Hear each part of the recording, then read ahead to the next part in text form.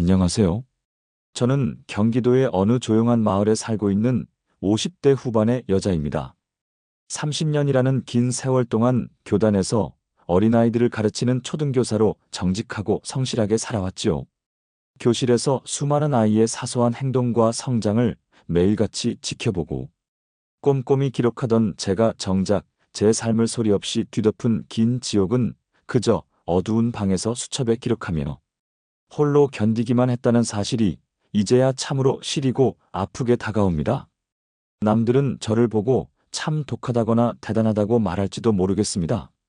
하지만 이제야 펜을 든 것은 세상 무엇보다 소중한 제 딸에게 평생 도망만 다니던 엄마가 아닌 끝까지 싸워 자신을 지켜낸 당당한 엄마로 기억되고 싶었기 때문입니다.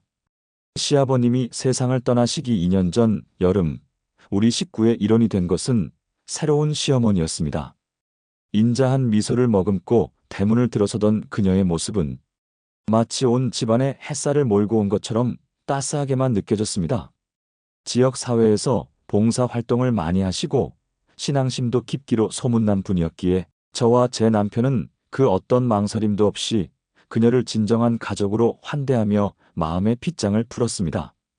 그이는 평소 말이 없고 속내를 잘 드러내지 않는 무뚝뚝한 사람이었지만 새로운 어머니가 오신 뒤로는 이제야 집안에 사람 온기가 느껴진다며 아이처럼 들뜬 표정을 짓곤 했습니다. 친어머니를 일찍 여의고 늘 마음 한편에 그리움을 품고 살았던 그이에게 그녀의 존재는 그동안 채워지지 않았던 빈자리를 메워주는 거대한 위로였을 겁니다. 저는 당시 30년 교직 생활의 중반을 넘기며 매일같이 아이들과 씨름하느라 몸과 마음이 지쳐 있었기에 집안 살림을 살뜰히 챙겨주시는 어머니의 배려가 그저 고맙고 미안할 뿐이었습니다. 시아버님이 세상을 떠나시고 한동안 집안에 감돌던 무거운 정막을 걷어낸 것도 새로운 어머니였습니다. 어머니는 늘 고생 많았다며 따뜻한 차 한 잔을 미리 타놓고 저를 기다려주셨습니다. 교사라는 직업이 습관이 된 탓에 저는 매일 수첩에 아이들의 행동을 기록하듯 그날의 일상을 적어내려갔는데 당시의 수첩은 온통 행복한 기록들로만 빼곡했습니다. 어머니께서 무쳐주신 나물 반찬이 맛있다. 남편의 웃음소리가 마당까지 들린다 같은 문장들을 적으며 저는 제가 참 복 많은 사람이라고 스스로 다독였습니다. 주말이면 우리 식구는 마당 그늘 아래 모여 앉아 과일을 깎아 먹으며 도란도란 이야기를 나누었고 담장 너머 이웃들은 그런 우리 집을 보며 세상에 저런 고부가 어디 있느냐며 칭찬을 아끼지 않았습니다. 마당 구석에 핀 채송화 위로 쏟아지는 오후의 볕은 늘 눈부시게 밝았고 집안 곳곳에는 빨래 말리는 향기와 사람 사는 냄새가 기분 좋게 감돌았습니다. 제 딸아이가 할머니의 무릎에 누워 재롱을 떨고 어머니는 그런 아이의 머리칼을 부드럽게 쓰다듬으며 인자한 미소를 짓던 그 풍경은 영원히 변치 않을 한 폭의 그림처럼 보였습니다. 특히나 저희 남편은 어머니의 교회 봉사 활동을 지원하며 그녀의 평판을 높이는 일에 앞장섰고 저는 그런 남편의 효심을 흐뭇하게 지켜보며 제 노후도 이처럼 평온하기만을 빌었습니다. 하지만 가끔 제가 부엌일을 돕겠다며 나설 때마다 어머니가 제 발등을 지그시 밟으며 교직에 있는 귀한 며느리가 이런데 손 떼는 거 아니다라고 말씀하시던 그 순간의 미묘한 차가움은 무엇이었을까요? 그저 제가 피곤해서 예민해진 탓이라 여기며 대수롭지 않게 넘겼던 그 찰나의 위화감이 사실은 제 삶을 송두리째 무너뜨릴 폭풍의 전조였다는 것을 그때는 정말이지 꿈에도 몰랐습니다. 그 평화로웠던 날들이 사실은 얇은 살얼음판 위에 세워진 신기루였다는 것을 깨닫기까지는 그리 오랜 시간이 걸리지 않았습니다. 그 따뜻했던 찻잔 뒤에 숨겨진 서늘한 진실의 민낯은 그렇게 서서히 드러나기 시작했지요. 그이가 출근하고 대문이 닫히는 소리가 들리면 집안의 공기는 약속이라도 한 듯 순식간에 차갑게 내려앉았습니다. 부엌에서 인자하게 웃으며 배웅하던 어머니의 얼굴에서는 햇살 같은 미소가 순식간에 지워졌고 그 자리에는 정체를 알 수 없는 서늘한 무표정이 자리 잡았습니다. 처음에는 제가 학교 업무로 피곤해서 헛것을 본 것이라 생각하며 애써 고개를 저었지만 그 무렵 시작된 그녀의 혼잣말은 제 가슴에 깊은 손톱 자국을 남기기 시작했습니다. 설거지를 하던 제 등 뒤로 알 수 없는 나직하고 소름 끼치는 목소리가 들려왔습니다. 저는 제 귀를 의심하며 손에 들고 있던 그릇을 놓칠 뻔했고, 뒤를 돌아보았을 때 어머니는 평소와 다름없이 거실 소파에 앉아 우아하게 책을 넘기며 평온한 기도를 힐조리고 계셨습니다. 심장이 터질 듯이 뛰고 손끝이 떨려왔지만 저는 30년 넘게 교단에서 아이들을 가르치며 몸에 밴 본능적인 습관을 발휘하여 조용히 안방으로 들어가 가방 깊숙이 숨겨둔 낡은 수첩을 꺼냈습니다. 교실에서 문제아의 돌발 행동을 관찰하고 상담 일지에 기록하던 그 냉철한 손으로 저는 처음으로 가족의 이름을 수첩 상단에 꾹꾹 눌러 적어 넣었습니다. 감정을 최대한 배제하고 사실만을 기록하는 그 행위는 당시에는 그저 요동치는 제 마음을 다스리기 위한 최소한의 방어 기제였을 뿐이었습니다. 이것이 훗날 제 인생을 송두리째 삼키려던 거대한 파도를 막아줄 유일한 방패이자 마지막 무기가 될 줄은 그때의 저로서는 도저히 짐작조차 할 수 없던 일이었지요. 그날 밤 퇴근한 남편에게 조심스럽게 낮에 있었던 일을 털어놓았을 때 돌아온 것은 따뜻한 위로가 아닌 서늘한 불신과 냉소뿐이었습니다. 그는 어이가 없다는 듯 헛웃음을 지으며 우리 어머니가 세상에서 제일 법 없이도 사실 분이라는 건 온 동네가 다 아는 사실인데 당신 요새 학교 일이 정말 과했던 모양이네라며 오히려 제 정신 건강을 걱정하는 척 저를 하대하며 면박을 주었습니다. 남편의 그 확심에 찬 목소리는 저를 졸지에 망상 환자로 몰아세웠고 시어머니는 거실 너머에서 그런 우리 부부를 지켜보며 문틈 사이로 아주 작고 기괴한 미소를 흘리고 있었습니다. 그 일이 있고 나서 저는 뼈아프게 깨달았습니다.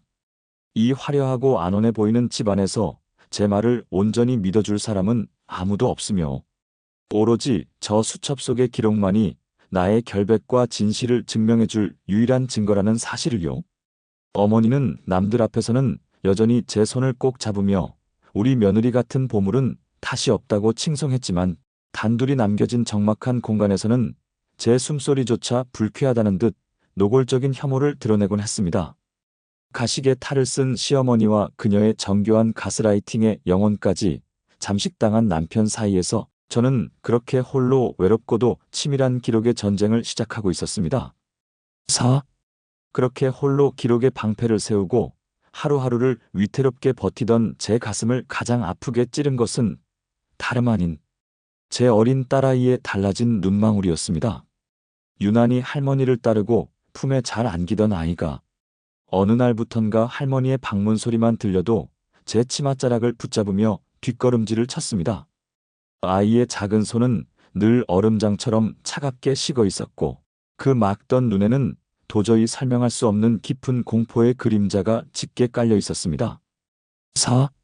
아이를 씻기던 그의 늦가을의 어느 저녁이었습니다. 옷을 벗기자마자 드러난 가녀린 팔뚝과 등 언저리의 검푸른 멍 자국들이 제 심장을 사정없이 내려쳤습니다. 누군가 손으로 꽉 쥐어 비튼 듯한 그 기괴한 자국들은 도저히 아이가 혼자 놀다가 넘어져 생길 수 있는 성질의 것이 아니었습니다. 제 손이 덜덜 떨리는 것을 본 아이는 입술을 꾹 깨물며 엄마, 할머니한테는 말하지 마. 나 때문에 할머니 화나면 안 되라고 울먹이며 제 목소리를 막아 세웠습니다. 어머니는 제가 무언가 묻기도 전에 먼저 부엌으로 들어와 차가운 목소리를 내뱉으셨습니다. 요즘 애가 하도 정신 사납게 뛰어다니더니 기어이 여기저기 부딪히고 다니더구나. 덜렁거리는 게 꼭 제 엄마를 닮았어라며 혀를 끌차셨지요.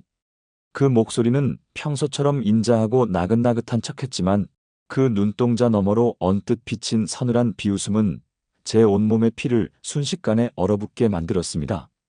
어머니가 나간 뒤 저는 욕실 바닥에 주저앉아 소리 없는 비명을 지르며 제 기록 수첩에 그날의 정황과 아이의 상처 부위를 날짜별로 빼곡히 채워 넣었습니다. 남편은 그런 제 절규를 정신병자의 히스테리로 치부하며 오히려 저를 거칠게 몰아세웠습니다. 우리 어머니가 애를 얼마나 금지옥엽으로 돌봐주셨는데 그런 망측한 소리를 해? 제발 그 예민한 선생 성격? 좀 집구석까지 들고 오지 말라며 그는 거실 소파에서 등을 돌려버렸습니다. 가족이라는 이름의 성벽 안에서 제 진실은 공허하게 흩어졌고 남편의 방관은 시어머니의 도끼에 날개를 달아주는 꼴이 되어 우리 모녀를 더욱 깊은 벼랑 끝으로 밀어냈습니다. 집안에서는 정체를 알 수 없는 낯설고 매캐한 냄새가 소리 없이 번져나가기 시작했습니다. 어머니가 방 안에서 무엇을 하시는지 문을 굳게 걸어 잠그는 시간이 눈에 띄게 길어졌고 밤마다 거실에서는 문틈 사이로 소름 끼치는 웃음소리가 가늘게 새어나왔습니다. 저는 학교 수업을 마치고 집으로 돌아와 그 적막한 대문을 열 때마다 마치 거대한 괴물의 아가리 속으로 제 발로 걸어 들어가는 듯한 극심한 압박감을 견뎌내야만 했습니다. 교사 시절 아이들을 보호하기 위해 썼던 관찰 일지는 이제 제 자식의 생사를 기록하는 처절한 비망록이 되어갔습니다. 수첩의 빈 페이지는 시어머니의 기이한 행동과 아이의 늘어가는 상처, 그리고 남편의 차가운 외면으로 하루가 다르게 검게 물들어갔습니다. 저는 이 비극이 언젠가는 끝날 나쁜 꿈이라 믿고 싶었지만 제 손끝에 닿는 아이의 차가운 살결은 이미 무서운 파국이 우리를 향해 성큼성큼 다가오고 있음을 경고하고 있었습니다. 학교 업무를 마치고 대문을 들어설 때부터 평소와는 다른 불길한 기운이 집안 전체를 무겁게 짓누르고 있었지요. 저는 코트를 벗을 틈도 없이 부엌에서 들려온 날카로운 비명소리에 심장이 덜컥 내려앉아 그곳으로 달려갔습니다. 바닥에는 김이 모락모락 나는 찻잔이 깨져 뒹굴고 있었고 제 어린 딸아이는 바닥에 주저앉아 벌겋게 익어버린 발등을 부여잡고 차지러지게 울고 있었습니다. 시어머니는 그 옆에서 당황한 기색 하나 없이 그저 차가운 눈으로 아이를 내려다보고 계셨습니다. 저는 정신없이 아이를 안아 올리며 차가운 수돗물에 발을 갖다 대었고 떨리는 목소리로 어머니께 대체 이게 무슨 일이냐고 물었습니다. 어머니는 아주 천천히 고개를 돌리더니 아무런 감정도 담기지 않은 목소리로 말씀하셨습니다. 애가 재수가 없으려니 내 손을 치고 지나가다가 저리 된 걸 어쩌겠니 다지팔자지라며 뻔뻔하게 어깨를 으쓱해 보이시더군요. 그 순간 제 머릿속에서는 30년 동안 교단에서 지켜온 모든 이성이 끊어져 나가는 소리가 들렸고 제 자식을 다치게 하고도 천연덕스럽게 운운하는 그 추악한 입술을 향해 저도 모르게 소리를 질렀습니다. 어머니는 제가 소리를 지르자마자 기다렸다는 듯 거실 소파에 주저앉아 가슴을 쥐어짜며 통곡하기 시작했습니다. 마치 제가 당신을 구타라도 한 것처럼 서럽게 울어대며 세상 천지의 며느리가 시어머니를 잡아먹으려 한다고 동네가 떠나가라 소란을 피우셨지요. 때마침 대문을 열고 들어오던 남편은 그 광경을 보고는 상황을 파악하기도 전에 제 앞으로 달려와 거칠게 제 뺨을 후려쳤습니다. 어머니가 너 잘되라고 기도해 주시는 분인데 감히 어디서 대들고 소리를 질러? 라며 남편은 울부짖는 제 딸보다 바닥에 엎드려 가짜 눈물을 흘리는 제 계모의 안위를 더 걱정했습니다. 그는 제 눈앞에서 번들거리는 아이의 화상, 자국을 보고도 어머니가 실수하신 걸 가지고 유난을 떤다며 오히려 저를 정신병자 취급하며 윽박질렀습니다. 그 무렵 제가 느꼈던 절망은 단순히 폭력 때문이 아니라 가장 믿었던 사람이 가해자의 편에 서서 나를 칼로 찌르는 듯한 배신감 때문이었습니다. 그날 밤 저는 자는 딸아이의 발등에 연고를 바르며 쏟아지는 눈물을 간신히 삼켜야 했습니다.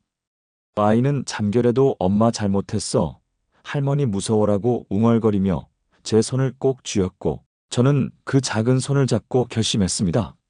서랍 깊숙이 숨겨두었던 제 낡은 수첩을 꺼내어 시어머니가 아이에게 뜨거운 물을 끼얹으려 했던 시간과 남편이 휘두른 손의 각도, 그리고 그들이 내뱉은 패륜적인 언사들을 단 한자도 빠짐없이 기록했습니다.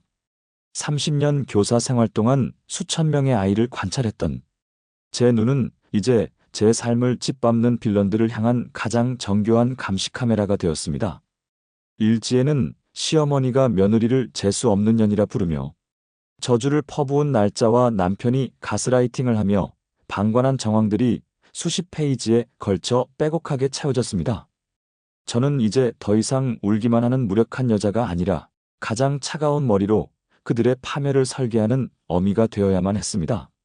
어둠 속에서 수첩을 넘기는 제 손끝은 얼음장처럼 차가웠지만 그 안에 담긴 진실의 무게만큼은 그 어느 때보다 뜨겁고 묵직했습니다. 남편과 시어머니는 제가 여전히 그들의 가스라이팅에 갇혀 허우적거리는 줄 알고 거실에서 비웃음을 나누고 있었지만 저는 알고 있었습니다. 제가 써내려가는 이 기록들이 조만간 그들이 쌓아올린 가짜 평화의 성을 뿌리째 뒤흔들 거대한 폭약이 될 것이라는 사실을요. 그 일이 있고 나서 제 삶의 목표는 오로지 하나로 좁혀졌습니다. 내 새끼의 발등에 남은 흉터만큼 아니, 그보다 수만 배는 더 처절하게 그들의 인생에 씻을 수 없는 낙인을 찍어주는 것뿐이었습니다. 이제 이 집은 제게 가정이 아니라 사냥터였고, 저는 제 새끼를 지키기 위해서라면 악마보다 더 치밀해질 준비가 된 어미 사자가 되어 있었습니다. 아이의 화상약을 타기 위해 동네 어귀에 있는 낡은 약국을 찾았을 때였습니다. 늘 인자하게 웃으시던 약사님은 제 초췌한 얼굴과 아이의 벌겋게 익은 발등을 번갈아 보시더니 깊은 한숨을 내쉬며 약 봉투를 건네다 말고 멈추셨습니다. 제 눈을 한참이나 뚫어지게 보시던 그분은 아무도 없는지 약국 안을 살피더니 낮은 목소리로 제가 평생 잊지 못할 진실의 조각을 하나둘 꺼내놓기 시작하셨습니다. 그 집 시어머니, 예전 살던 동네에서도 이런 일이 있었어요. 겉으론 성녀인 척해도 속은 아주 무서운 사람입니다. 약사님의 입에서 나온 첫 번째 진실은 가히 충격적이었습니다. 시어머니는 이미 수년 전 다른 지역에서도 며느리에게 귀신이 붙었다며 소금을 뿌리고 아이를 학대해 소동을 피웠던 전력이 있다는 것이었습니다. 당시에도 그녀는 교묘하게 평판 관리를 하며 피해자인 며느리를 망상 환자로 몰아세워 쫓아냈다고 하더군요. 그 말을 듣는 순간 제 온몸에 털이 쭈뼛 서며 제가 겪고 있는 이 지옥이 우연이 아니라 그녀가 치밀하게 설계해온 반복된 범죄라는 사실을 깨달았습니다. 약사님은 이어서 시어머니가 평소 사가던 약들의 용도를 설명해 주셨습니다. 어머니는 가족들 몰래 저와 아이의 음식에 아주 미량의 신경안정제와 소화, 장애를 일으키는 약물을 섞고 있었던 겁니다. 제가 학교에서 돌아오면 늘 머리가 무겁고 정신이 멍했던 이유, 아이가 밤마다 기괴한 악몽을 꾸며 헛것을 보았던 이유가 모두 그 약봉지 속에 숨겨져 있었습니다. 사람 정신을 조금씩 갉아먹어서 스스로 미치게 만드는 게 그 사람 수법이에요. 약사님의 그 한마디가 제 머릿속을 벼락처럼 때렸고 저는 분노로 인해 손끝이 타들어가는 듯한 고통을 느꼈습니다. 마지막으로 전해주신 제보는 그녀의 가장 아픈 구석을 찌를 수 있는 결정적인 단서였습니다. 시어머니가 회장으로 있는 봉사단체의 자금이 정체 모를 곳으로 흘러들어가고 있으면 그녀가 사들이는 고가의 수입 가구와 보석들이 모두 그 횡령금에서 나온다는 소문이 파다하다는 것이었지요. 약사님은 과거 그 봉사단체의 회계 담당이었던 지인으로부터 건네받은 시어머니의 이중장부, 정황이 담긴 비밀스러운 쪽지 한 장을 제 손에 쥐어주셨습니다. 선생님, 이건 선생님 혼자 감당할 일이 아니에요. 부디 이 증거들을 잘 챙겨서 그 소굴에서 도망치세요. 약국을 나서는 제 발걸음은 이전과는 전혀 달랐습니다. 더 이상 시어머니의 저주 섞인 말에 가슴을 졸이던 무력한 며느리도 남편의 방관에 피눈물을 흘리던 나약한 아내도 아니었습니다. 제 손에는 아이의 화상 연고와 함께 그들의 가짜 성곽을 한순간에 무너뜨릴 가장 날카로운 비수가 들려 있었습니다. 30년 교사 생활 동안 단 한 번도 남을 해칠 기록을 해본 적 없었으나 이제는 제 기록의 힘을 어떻게 써야 할지 명확해졌습니다. 집으로 돌아가는 길, 차가운 겨울바람이 제 뺨을 스쳤지만 제 가슴속은 복수를 향한 뜨거운 의지로 타오르고 있었습니다. 대문을 열자 평소처럼 성경을 읽으며 인자한 미소로 저를 맞이하는 시어머니의 가식적인 얼굴이 보였습니다. 저는 그녀의 눈을 피하지 않고 정면으로 응시하며 속으로 나직하게 의졸였습니다. 어머니, 당신이 쌓아올린 그 평판의 모래성이 무너지는 소리가 여기까지 들리네요. 이제부터 벌어질 일들은 그들이 상상조차 할 수 없는 처절하고도 완벽한 기록의 심판이 될 것입니다. 진실은 언제나 소리 없이 다가오지만 그 실체가 드러나는 순간에는 세상, 그 무엇보다 강력한 파괴력을 갖는다는 것을 저는 그날 처음으로 배웠습니다. 이제 제가 할 일은 단 하나 수첩을 펼쳐 그동안 모아온 기록들의 마지막 활용점정을 찍는 것뿐이었습니다. 제 새끼의 발등에 남은 흉터만큼 그들의 인생에 지울 수 없는 낙인을 찍어줄 준비가 끝난 것이지요. 집으로 돌아온 저는 곧장 안방으로 들어가 서랍 깊숙이 숨겨두었던 수십 권의 수첩을 꺼냈습니다. 30년 교직 생활의 훈장과도 같은 그 낡은 기록들은 이제 제 딸과 저를 구원할 유일한 성경이자 무기가 되어 침대 위에 가지런히 놓였습니다. 거실에서는 시어머니가 여느 때처럼 고화한 클래식 음악을 틀어놓고 우아하게 차를 마시며 성경을 읽고 있었지요. 저는 숨을 크게 들이마시고 수첩 3권을 집어들고 거실로 나갔습니다. 어머니, 진리가 너희를 자유롭게 하리라는 말씀 좋아하시죠? 오늘 제가 어머니를 그 거짓의 감옥에서 자유롭게 해드리려고요. 제 목소리는 떨림 하나 없이 차분하고 단호했습니다. 시어머니는 찻잔을 내려놓으며 눈을 가늘게 뜨고 저를 쳐다보더군요. 너 지금 무슨 망발을 하는 게냐? 차 한 잔에 정신이 나간 모양이구나. 학교 일이 힘들어서 머리가 어떻게 된 거 아니니? 정신이 나간 건 제가 아니라 어머니시죠. 여기 이 수첩들 보이세요? 어머니가 우리 딸아이 팔뚝을 비틀어 멍을 들게 한 날, 발등에 뜨거운 물을 붓고 실수인 척 연기하신 시간, 그리고 제 밥에 몰래 타신 그 약들의 이름까지 30년 경력 교사의 눈으로 단 1초의 오차도 없이 다 적어놨거든요. 제가 아이들 관찰 읽지만 쓴 게 아니더라고요. 수첩을 펼쳐 시어머니의 코앞에 들이밀었습니다. 날짜별로 빼곡하게 적힌 그녀의 악행과 제가 찍어둔 아이의 상처 사진들이 쏟아져 나오자 그녀의 인자하던 얼굴이 순식간에 흑빛으로 변하며 파르르 떨리기 시작했습니다. 이까지 종이 쪼가리가 무슨 증거가 된다고. 내가 미쳐서 지어낸 소설이지. 누가 이런 낙서를 믿어줄 줄 아느냐? 소설인지 아닌지는 법정에서 가리면 되겠죠. 하지만 그 전에 어머니가 목숨보다 아끼시는 그 대단한 평판부터 정리해 드릴게요. 이미 어머니가 회장으로 계신 봉사단체 게시판과 교인들, 단체 대화방에 이 기록들의 사본과 약사님의 증언 녹취록을 전부 발송했거든요. 아마 지금쯤 난리가 났을 텐데요. 어머니가 횡령하신 장부 복사본도 같이 보냈으니 확인해 보세요. 그 말이 끝나기가 무섭게 시어머니의 휴대폰이 요란하게 울려대기 시작했습니다. 확인 전화를 하는 교인들과 항의하는 봉사단체 회원들의 메시지가 빗발치자 그녀는 비명을 지르며 휴대폰을 바닥에 내팽개쳤습니다. 바로 그때 퇴근한 남편이 대문을 열고 들어왔습니다. 거실의 험악한 분위기를 감지한 남편은 상황도 파악하지 않고 저에게 삿대질을 하며 소리를 질렀습니다. 당신 또 어머니한테 무슨 짓이야? 미치려면 곱게 미치라고 했지. 당신 때문에 우리 집안 망신 다 시킬 작정이야? 저는 남편의 얼굴에 미리 준비한 이혼 소송장과 시아버지 유산 횡령 증거 서류를 던져버렸습니다.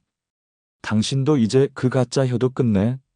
당신이 그동안 어머니 횡령 방조하고 나랑 우리 딸 학대 방관한 거 당신 회사 인사팀이랑 징계위원회에도 다 통보했어. 대기업 간부라는 사람이 아동학대 방인범이라는 사실이 알려지면 회사 평판에 참 도움이 되겠네. 당신이 그렇게 아끼는 그 지위, 이제 내려놓을 때가 됐어. 남편은 서류를 훑어보더니 얼굴이 하얗게 질려 바닥에 주저앉았습니다.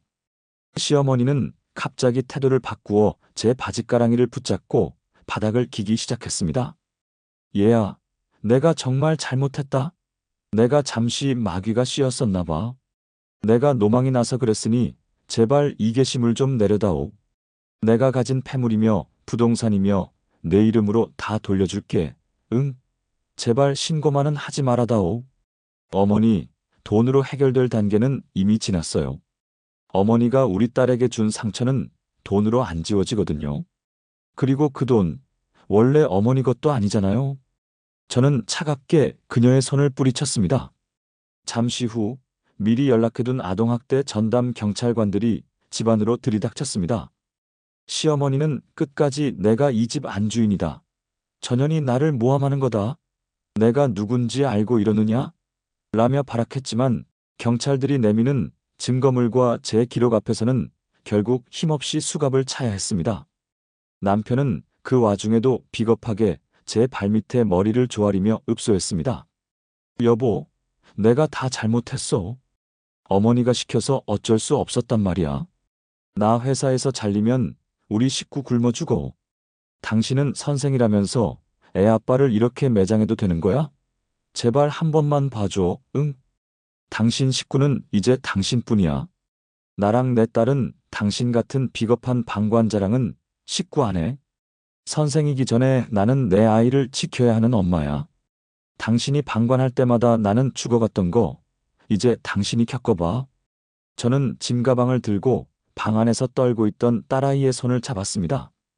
거실 바닥에서 오열하며 비굴하게 매달리는 남편과 경찰차에 실려가며 저주를 퍼붓는 시어머니를 뒤로 한 채 저는 단 한 번의 뒤돌아봄 없이 그 지옥 같은 대문을 나섰습니다. 저는 곧바로 구청에 가서 시어머니의 횡령 정황이 담긴 추가 자료를 제출했습니다. 그녀가 가로챈 시아버지의 유산과 봉사단체 지원금들이 어떤 식으로 세탁되었는지 제가 30년 동안 익힌 행정 지식으로 하나하나 짚어가며 설명했습니다. 공무원들도 제 꼼꼼한 기록을 보며 혀를 내둘렀지요. 밤이 깊었지만 제 마음은 그 어느 때보다 맑았습니다. 호텔 방에서 곤히 잠든 딸아이의 발등을 만져보며 다짐했습니다.